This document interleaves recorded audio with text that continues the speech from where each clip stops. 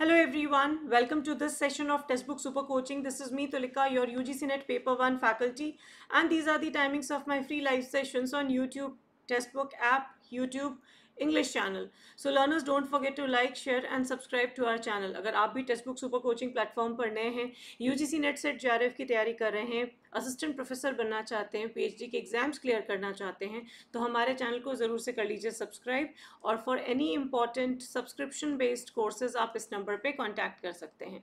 Learners, ये है मेरा टेलीग्राम ग्रुप। इस ग्रुप के माध्यम से हम आपके साथ सेशंस के टाइमिंग्स, लिंक्स और भी बहुत सारी अपडेट्स शेयर करते हैं। So don't forget to join my Telegram group. So learners, आज हम एक बहुत इंपॉर्टेंट ट्रेंडिंग टॉपिक जो कि रिसर्च एप्टीट्यूड से रिलेटेड है उसको डिस्कस करेंगे।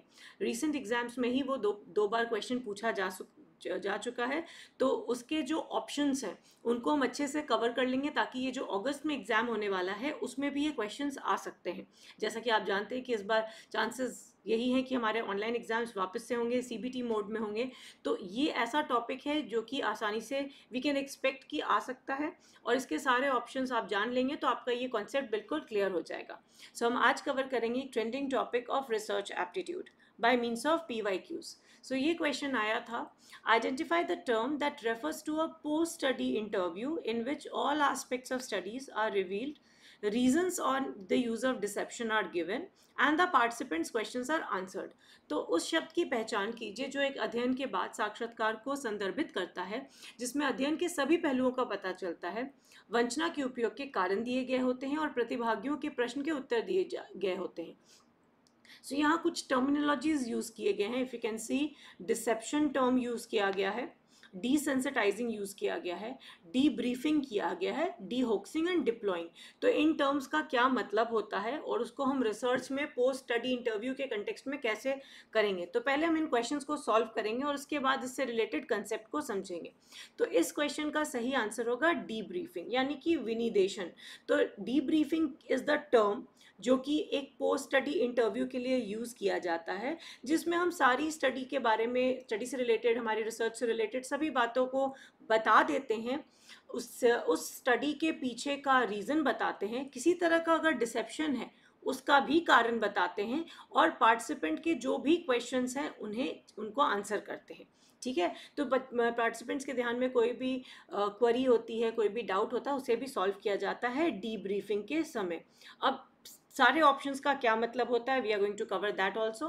बिफोर दैट एक और मिलता जुलता क्वेश्चन है, when it is necessary to engage in deception to conduct a scientifically valid study, what procedures should a researcher consider following।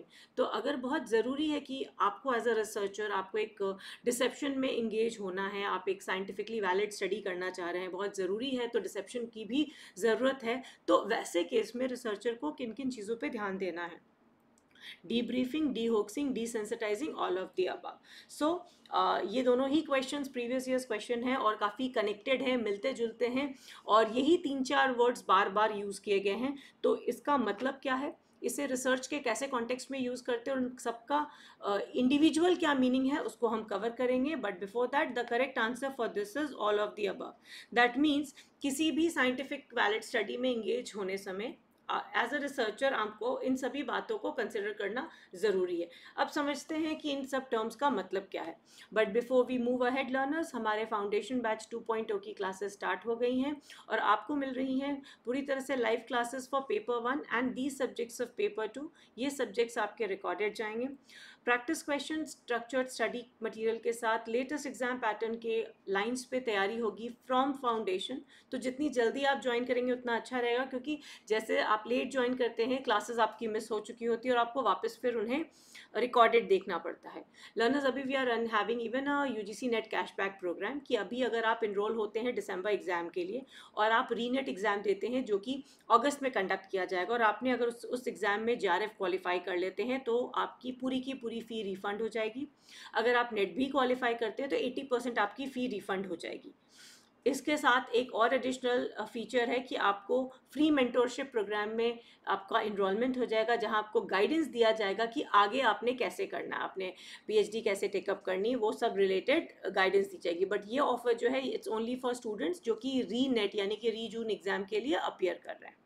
Right, सो चलिए अब समझते हैं इसका क्या मतलब है। सो डिसेप्शन कब होता है और इसके साथ कौन कौन से बोर्ड्स एसोसिएटेड हैं?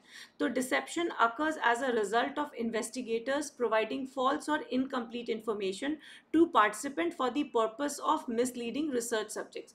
सो डिसेप्शन कब किया जाता है? भ्रमिक शोध। तो विषय के जितने भी उद्देश्य से प्रतिभागियों को झूठी या अधूरी जानकारी दिए जाने वाले जांचकर्ताओं के परिणाम के रूप में वंचना होती है। तो डिसेप्शन तब होता है जब as an investigator, as a researcher, मैंने अपने सब्जेक्ट्स को या तो आधी इन्फॉर्मेशन दी या गलत इन्फॉर्मेशन दी, ताकि हम उन्हें थोड़ा मिसलीड कर सके।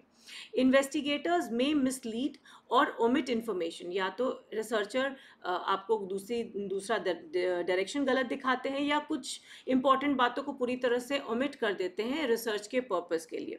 द रोल ऑफ रिसर्चर और what procedures in the study are actually experimental. तो आपका जो रोल है वो क्या हो जाता है? आप प्रैक्टिकली चीज़ों को कवर कर देते हैं। इसके साथ एक और नाम एसोसिएटेड है IRB, जिसे हम इंस्टीट्यूशनल रिव्यू बोर्ड कहते हैं। इंस्टीट्यूशनल रिव्यू बोर्ड जो होता है ये एक्सेप्ट करता है the need for certain types of studies to employ strategies that include deception. However, ऐसा नहीं है कि डिसेप्शन पूरी तरह से गलत है। जनरल अगर आप पहले स्टेटमेंट में इसको पढ़ेंगे तो पहली बार रीड करने से आपको लगेगा भाई भ्रमिक शोध जो है ये तो हम मिसलीड कर रहे हैं और वंचना जो कर रहे हैं वो गलत काम कर रहे हैं। मगर कुछ ऐसी स्टडीज़ होती हैं जिनमें आपको IRB यानी कि इंस्टीट्यूशनल रिव्यू बोर्ड इस बात की परमिशन देता है कि आप डिसेप्शन का रास्ता ले सकते हैं। बट डिसेप्शन करते हुए भी आपको कुछ चीज़ों का ध्यान रखना है। पहले तो आप ये समझिए इन्हें हम किस केसेस में करते हैं। इन्हें हम कुछ ऐसे केसेस में करते हैं जो कि बहुत ही साइंटिफिक वैलिड स्टडी है और जिसका कई बार हम अगर हम सब्जेक्ट्स को बता देते हैं तो वो पैनिक कर जाएंगे, राइट? कोई रेडी नहीं होगा उस चीज़ को लेके करने के लिए, सब्जेक्ट बनने के लिए रेडी नहीं होगा और उसके साथ उतना खतरा नहीं होता है, इस बात का उनको कॉन्फिडेंस होता है, which is better for Mankind या ह्यूमन बीइंग के लिए, रेस के लिए इंपॉर्टेंट ऐसी कोई चीज़ अगर की जाती है तो वहाँ पे आपको IRB से परमिशन लेनी होती है कि कुछ ऐसी स्टडी, ज़्यादातर ये जो स्टडी होती हैं ये प्योर साइंसेस की स्टडी होती हैं, वैक्सीन से रिलेटेड स्टडीज़ होती हैं। सो वैसी स्टडीज़ में आपको कुछ स्ट्रैटेजीज़ के माध्यम से डिसेप्शन करने की परमिशन दी जाती है, but it has to be duly noted and duly documented. अब इसमें आ जाता है पहला टर्म डी ब्रीफिंग। तो डी ब्रीफिंग एक बहुत इंपॉर्टेंट पार्ट है, एक सहमति प्रक्रिया है, इन्फॉर्म्ड कंसेंट है जो कि मैंडेटरी है जब भी आप रिसर्च करने जा रहे हैं। इवन अगर आप रिसेप्शन की भी बात कर रहे हैं तो भी आपको बताना होता है और लोगों से इन्फॉर्म्ड कंसेंट लेना होता है, ठीक है? इस डी ब्रीफिंग में आप पार्टिसिपेंट्स को पूरा एक्सप्लेनेशन देते हैं, आप जो सोच रहे हैं, जो आपके थॉट्स हैं, जो आपका टेस्ट है, जो प्रोसेस है और क्यों ये ज़रूरी है कि उनको थोड़ा हम डिसीव कर रहे हैं ये भी बताना होता है। बट अगर ऐसा कुछ कर भी रहे हैं तो इस चीज़ को आपको पूरी तरह से इन्फॉर्म करके देना होता है अपने सब्जेक्ट्स को।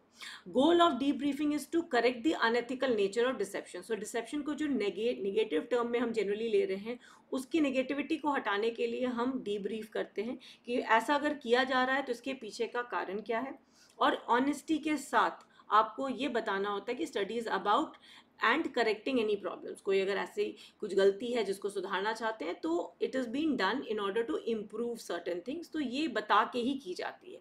However the act of briefing can cause problems in और इटसेल्फ। हाउएवर ये जो पूरी एक्टिविटी होती है इसमें कुछ ना कुछ प्रॉब्लम्स आ जाती है, बिकॉज कई बार ये देखा जाता है कि जो पार्टिसिपेंट्स होते हैं वो काफ़ी नाराज़ हो जाते हैं जब उनको ट्रुथ बताया जाता है। सो डी ब्रीफिंग एक ऐसी प्रक्रिया है जो कि डिसेप्शन के केस में ऐसे रिसर्चर्स में ये यूज़ की जाती है, बट बहुत ये कंफर्टेबल नहीं रहती है, बहुत आसानी से ये नहीं जाती। हाउएवर ये बहुत लिमिटेड प्रोसेसेस में ही इसका इस्तेमाल किया जाता है। नेक्स्ट टर्म जो हम पढ़ेंगे वो है डीहॉक्सिंग। डीहॉक्सिंग एक ऐसी प्रक्रिया है जो कि ज़्यादातर हम साइकोलॉजिकल रिसर्च में करते हैं, जिसमें आपको एक्सपेरिमेंट के डिटेल्स को डिस्कस करना होता है पार्टिसिपेंट्स के साथ। खास करके उनको बताना होता है कि कोई ऐसी चीज़ जो आपने पहले नहीं बताई थी या कुछ इनकम्प्लीट है जो कि स्टडी के हिसाब से ज़रूरी थी, जो आपने पहले हाइड की थी, बट ये ज़्यादातर हम साइकोलॉजिकल रिसर्च में यूज़ करते हैं और उसे eventually we inform the subjects who are associated with our study, right? So पूरे एक्सपेरिमेंट का आपको डिटेल पार्टिसिपेंट्स के साथ डीहॉक्सिंग में शेयर करना पड़ता है और इन्फॉर्म करना पड़ता है कोई भी डिसेप्शन अगर उसमें यूज़ किया गया है तो, right? Then is desensitising. Desensitising के केस में हम डिटेक्ट करते हैं किसी भी तरह का अनडिजायरेबल इमोशनल कॉन्सिक्वेंस, राइट। अगर हम कोई ऐसा रिसर्च करें जिसमें हो सकता है कोई कोई पेशेंट ट्रोमाटाइज हो जाए, किसी को ट्रोमा हो जाए, या किसी को इमोशनल शॉक किसी तरह का लग जाए, राइट। सो ऐसी चीज़ों को का एस्पेक्ट होता है डिसेंसिटाइजिंग। इसका मतलब है हम पहले ही हमें ये चीज़ को अंदाज़ा लगा लेना होगा कि हो सकता है ऐसा कोई अनडिजायरेबल इमोशनल कॉन्सिक्वेंस हो सकता है रिसर्च का, और वैसे केस में हम कैसे उन्हें बाउंस बैक कराएंगे, रीस्टोर करेंगे in the right frame of mind, और जितना कम से कम समय में कर सके और जितने सही तरीके से कर सके। तो इसके बारे में भी पूरी जानकारी डिसेंसिटाइजिंग इंक्लूड करता है। Next is deploying. डिप्लॉइंग का बेसिकली मतलब होता है किसी चीज़ को एक्शन या मूवमेंट में लाना। तो इसका बहुत ज़्यादा, अगर हम रिसर्च के एस्पेक्ट से, डिसेप्शन के एस्पेक्ट से देखें तो बहुत ज़्यादा नहीं है, बट येस हम इसको as a general term use करते हैं, कर सकते हैं, to bring anything into action, right. So यहाँ पे जनरली जैसे कि मिलिट्री एक्शन के कंटेक्स्ट में डिप्लॉइंग का टर्म यूज़ किया जाता है, बट अगर हम उसको रिसर्च के केस में भी यूज़ करें तो कोई चीज़ को डिप्लॉय करना, to bring certain things in action के हिसाब से हम इस टर्म को यूज़ कर सकते हैं। तो ये थे सारे हमारे टर्मिनोलॉजीज जो कि इस कॉन्सेप्ट से रिलेटेड है, जो खास करके डिसेप्शन रेयर सब्जेक्ट्स में किया जाता है, बट किया जाता है, and we need to know about this important topic. I hope this piece of information is useful for all of you. Don't forget to like, share and subscribe to our channel, and note the timings of the sessions. I'll see you in the next class. Thanks for watching.